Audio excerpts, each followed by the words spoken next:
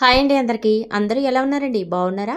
ఈరోజైతే blouse cutting చాలా సింపుల్గా, అలాగే ఈ టైలరింగ్ నేర్చుకునే కొత్త వారికి చాలా భయంగా ఉంటుంది. ఆ భయాన్ని పోగొట్టే వీడియో అండి ఇదైతే. లాస్ట్ వరకు చూడండి, మీకు యూజ్ అవుతుంది. ఇక్కడ బ్లౌజ్ ముక్క అయితే కలుస్తున్నది మన వైపుకి, కట్ వచ్చింది అటువైపుకి, సంకలు ఖర్చులు అటు వెళ్తాయి కదా, అటువైపుకి వేసుకుని క్లాత్ అయితే ఈ విధంగా వేసుకుని ఇదిగోండి కింద స్క్వేల్ పెట్టి ఒక పావించి ఇలా లైన్ గీసేసుకుంటే మనకి నడుము ముక్క తిరిగేసుకుంటూ ఉంటుంది. ఓకేనా? మనిషిని చూసి బ్లౌజ్ కుట్టేయచ్చు. అంత ఈజీ టైలరింగ్ అంటే. పెద్ద కష్టమేం కాదు. కొత్త వారు చాలా కంగారు పడతారు, భయపడతారు. ఆ విధానాలు అస్సలు వద్దండి. ఈ బ్లౌజ్ అయితే మా అమ్మగారిది.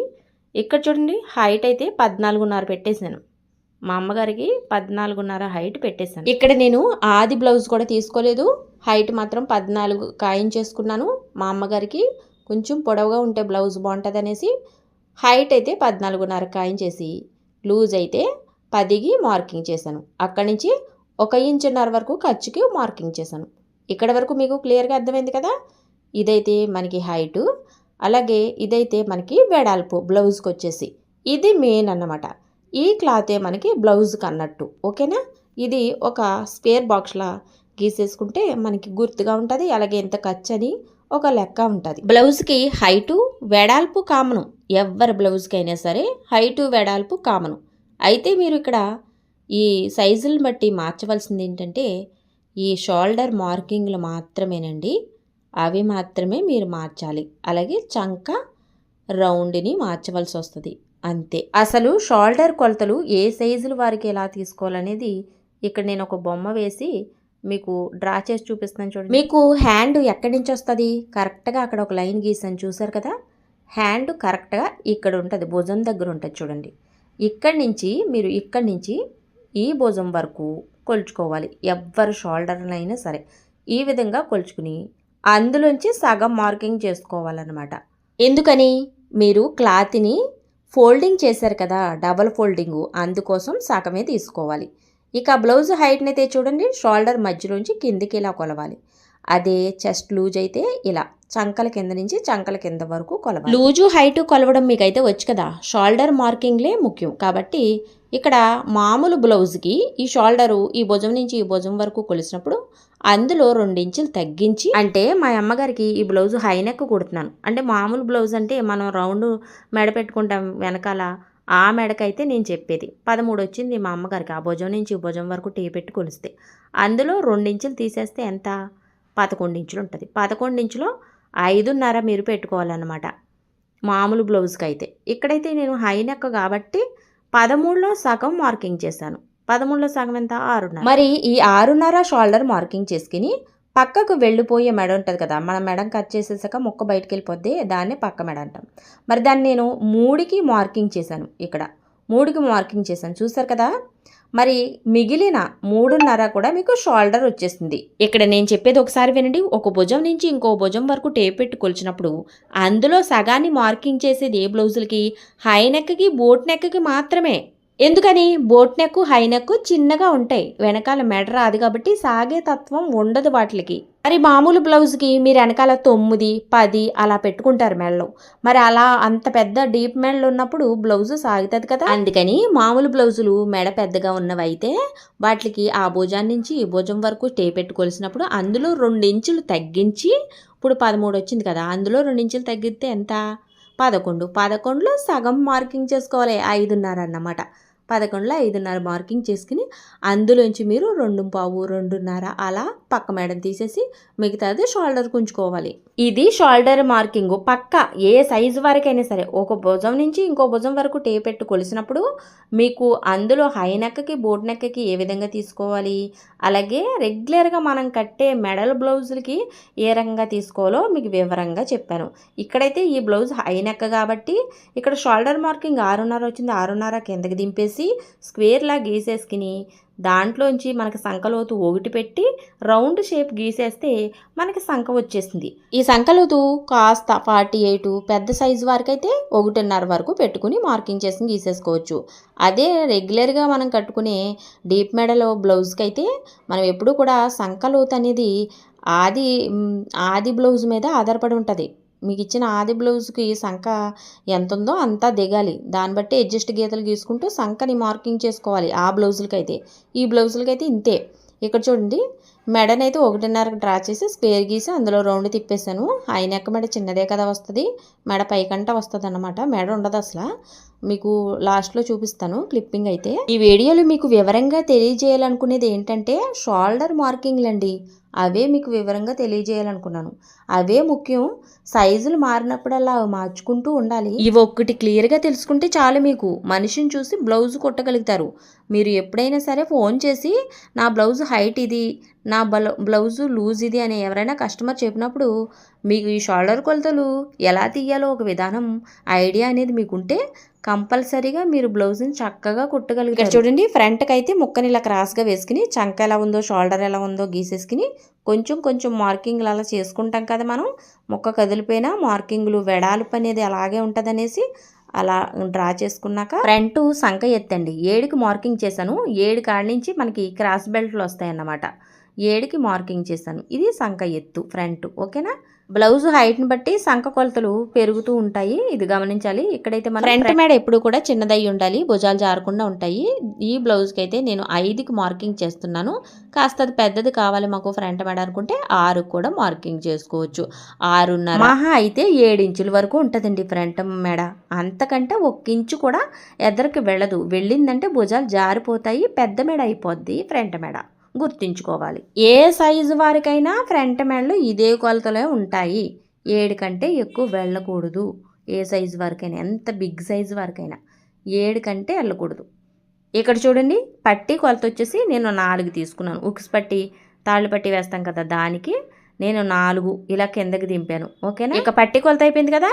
ఇక ఛాతి పొడవండి మెయిన్ వచ్చేసి మనకి ఫ్రంట్కి హైట్ వేరేగా ఉంటుంది, బ్యాక్కి హైట్ వేరేగా ఉంటుంది. ఇక్కడ నేను ఈ ఛాతి పొడవు వచ్చేసి నేను 11.5కి మార్కింగ్ చేశాను. చాలా చిన్న ఛాతి సైజ్ అన్నమాట, పెద్ద పొడవు ఉండదు దీనికైతే. మరి బ్యాక్కి హైట్ వేరు, ఫ్రంట్కి హైట్ వేరు. ఎందుకని? ఫ్రంట్కి మనం క్రాస్ బెల్ట్లో అతుకుతాం కాబట్టి. ఈ బ్లౌజ్కి బ్యాక్ హైట్ ఎంత తీసుకున్నామండి మనం? 14.5 తీసుకున్నాం. మరి ఫ్రంట్ హైట్ ఎంత వచ్చింది? 11.5 వచ్చింది. అంటే బ్యాక్కి ఫ్రంట్కి 2 ఇంచులు తేడా వస్తుంది కదా, ఆ 2 ఇంచులనే ఈ క్రాస్ బెల్ట్లు అడ్జస్ట్ చేసేస్తాయి అన్నమాట. ఇప్పుడు అర్థమైంది మీకు? కొత్తగా టైలరింగ్ నేర్చుకునే వాళ్ళకి మినిమం నాలెడ్జ్ కోసం నేను ఇవన్నీ చెప్తున్నానండి. ఇవన్నీ మీరు గుర్తుపెట్టుకున్నారండి, ఈ పాయింట్లన్నీ మీకు చాలా హెల్ప్ అవుతుంది బ్లౌజ్ కుట్టినప్పుడు ముఖ్యంగా. ఇప్పుడు నేను కట్ చేస్తున్న బ్లౌజు మా అమ్మగారిది. హైట్ వచ్చేసి 14.5, లూజ్ వచ్చేసి 10 పెట్టుకున్నాను. ఆ విధంగా పెట్టుకుని షోల్డర్ మార్కింగ్లు అన్నీ చేసేసి బ్లౌజ్ అయితే స్టిచ్చింగ్ చేయడానికి కటింగ్ అయితే చేసేస్తున్నాను. ఈ విధంగా చేసేయచ్చండి చాలా సింపుల్గా. మనిషిని చూసి బ్లౌజ్ని కొట్టుకోండి. మిగిలిన క్లాత్ అయితే ఇలా ఫోల్డ్ చేసేసి హ్యాండ్కి అయితే ఇక్కడి నుంచి హైట్ అనుకుని కిందకి డౌన్ దింపేశాను. కట్ వచ్చింది కదా అక్కడ, ఆ కట్ వరకు హైట్ అనుకున్నాను. ఇంకొంచెం హైట్ కావాలి హ్యాండ్స్కి అయితే, కొంచెం పొడవుగా పెడదాం అనుకుంటున్నాను మా అమ్మగారికి. అయితే ఇక్కడ వరకే ఉంది క్లాత్ అయితే, మనకి తక్కువ ఉందన్నమాట ఈ లైనింగ్ క్లాత్ అయితే. అందుకోసం అలా కట్ చేసేసాను. చూసారా, క్రాస్ బెల్ట్ కూడా కట్ చేసేసాను. నేను ఇక్కడ ఎటువంటి కొలతలు పెట్టలేదు, ఆది కొలతలు కానీ లేదంటే టేప్ కొలతలు కూడా యూజ్ చేయకుండా ఉజ్జాయింపుని చూసారా ఎలా కట్ చేస్తానో. ఇంకంతే. మనకి ఈ కొలతలు ఎప్పుడైతే షోల్డర్ కొలతలు చక్కగా నీట్గా తెలిసిపోతాయో మనం మనిషిని చూసి కూడా బ్లౌజ్ని చక్కగా కుట్టేయచ్చు.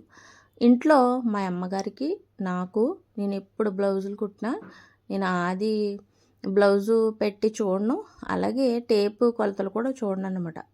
ఇలా పొడవు వెడల్పు అనుకుని దాన్ని బట్టి షోల్డర్లు మార్కింగ్ చేసేసి కట్ చేసేస్తాను.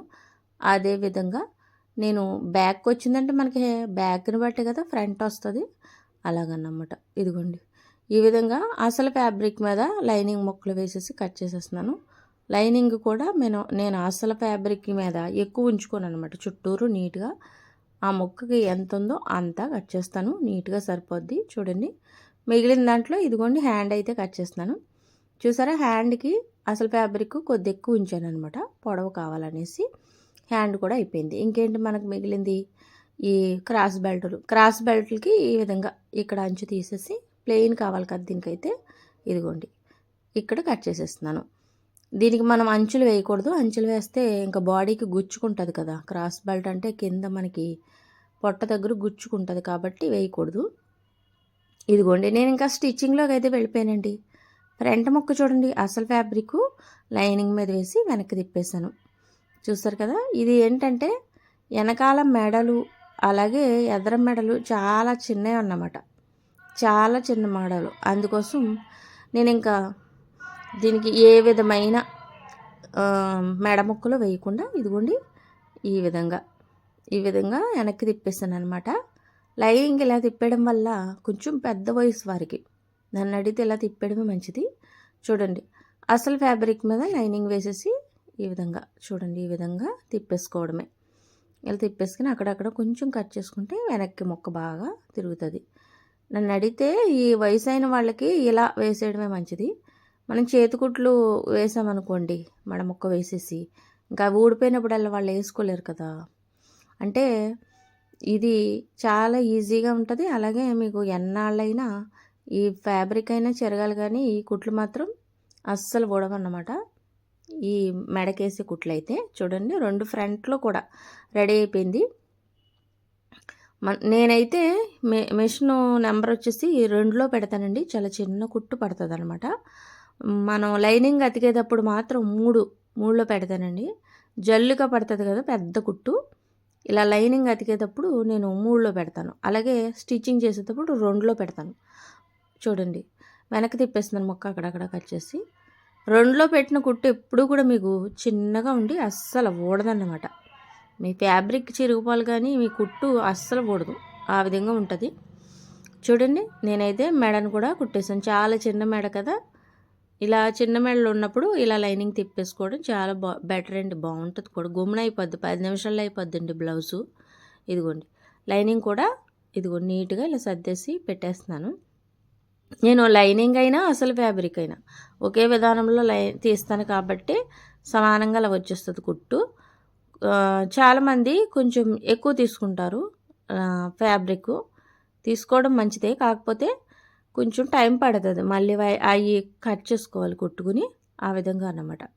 ఇదిగో నేనైతే బ్యాక్ డాట్ వేసేస్తున్నానండి. ఎంత ఈజీ అంటే 10 నిమిషాల్లో అయిపోద్ది ఈ బ్లౌజ్ అయితే. వెనకాల చూడండి, ఒకేసారి వేళ్ళ కొలతలతోటి ఇలా డాట్లు వేసేస్తున్నాను. ఒకేసారి 2 డాట్లు వచ్చేస్తాయి అనమాట. ఇలా వేళ్ళ కొలతలతోటి మీరు డాట్లు వేస్తున్నారా? చాలా సింపుల్ అండి మీకు. ఇదిగోండి నడుం పట్టి అయితే అతికేస్తున్నాను. డాట్లు వేసినాక నడుం పట్టి నీట్గా అతికేస్తున్నాను. ఈ నడుం పట్టికి కూడా నేను ఎటువంటి చేతి కుట్లు లేకుండా మిషన్ కుట్టు వేసేస్తానండి. ఇంకా ఊడదంటే ఊడదు, ఇంకా అంతే. చూడండి, నడుం పట్టి అతికేస్తాను. పైన కుట్టు రానిచ్చేస్తున్నానండి, ఇంకా మనకి పట్టుకుని నీట్గా ఉండడానికి. కిందకి కూడా వంగుతుంది అనమాట పైన కుట్టు వేయడం వల్ల.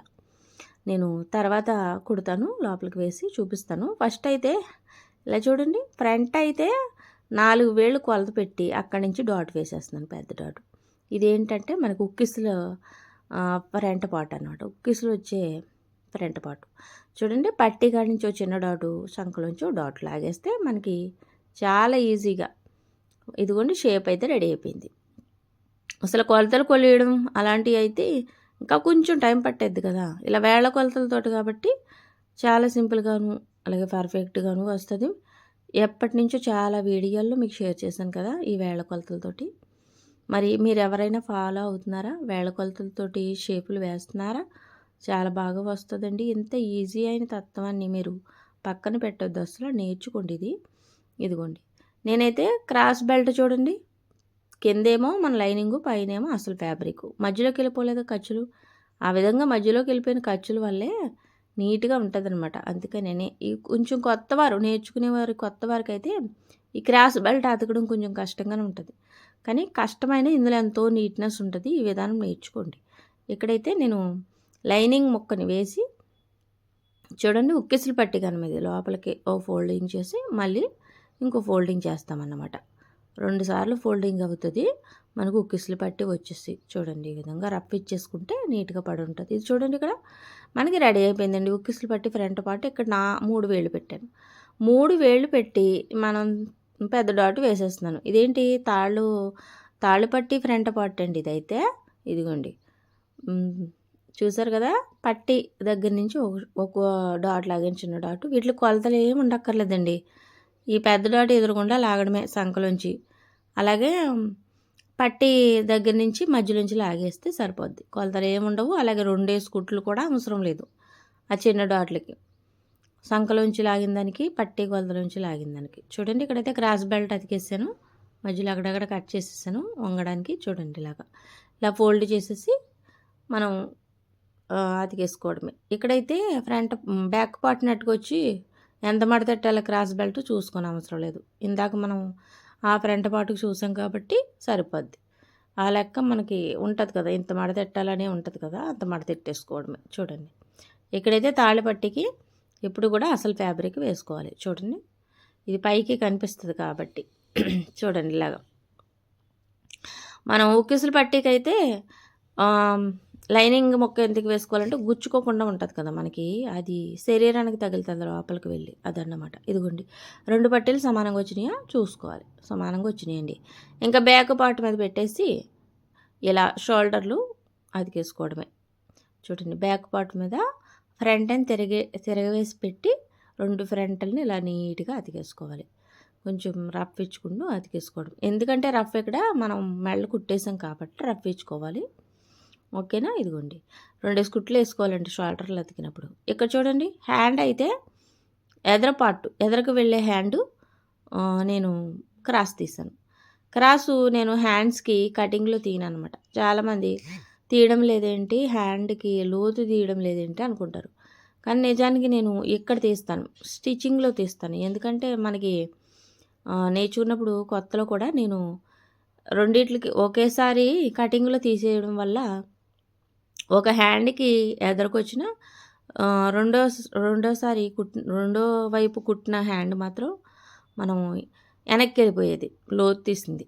అందుకోసం ఇంత కన్ఫ్యూషన్ అయిపోతుంది అనేసి నేను కటింగ్లో తీసుకుంటున్నాను. ఇక ఒక హ్యాండ్ అయితే అతకడం చూపించానని స్కిప్ చేసి ఇంకా రెండో హ్యాండ్ చూడండి చేయి చివర కొంచెం డాట్ పెట్టుకుని అక్కడి నుంచి రానిచ్చి పాదం ఆఫ్ చేసుకుని ఇక్కడ మళ్ళీ చంక దగ్గర కూడా మన ఆది జాకెట్ తోటి ఫిట్టింగ్ కుట్లు చూసుకోవడమే. నేను ఫిట్టింగ్ కుట్లకు మాత్రమే యూజ్ చేస్తున్నానండి. నేను ఈ ఆది జాకెట్ వచ్చేసి చూసారా ఎంత ఈజీగా జాకెట్ ఫినిషింగ్ అయిందో, ఇదన్నమాట.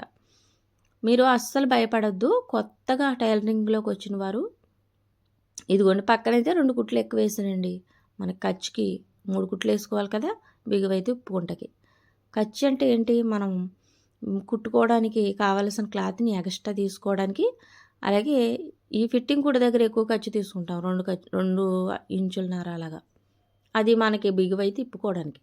ఇదిగోండి నడుం పట్టి అయితే ఇలా కుట్టేస్తున్నాను, పైన మిషన్ కుట్టు వేసేసాను, ఇంకా చేతి కుట్లు అవసరం లేకుండా. ఓకేనా. ఇదిగోండి హ్యాండ్ అయితే అతికేస్తున్నానండి. ఈ హ్యాండ్కి మీరైతే ఇదిగోండి ఇటువైపు వచ్చింది కదా మనకి హ్యాండ్, మనకి ఫ్రంట్ వైపుకి వచ్చిన దానికి లోతు తీసాను అనమాట. ఇందాక ఇదేంటంటే నేను చెప్పాను కదా ఇందాక మీకు, స్కిప్ చేశానండి హ్యాండ్ అతకడం, ఒక హ్యాండ్ చూపించాను అనేసి.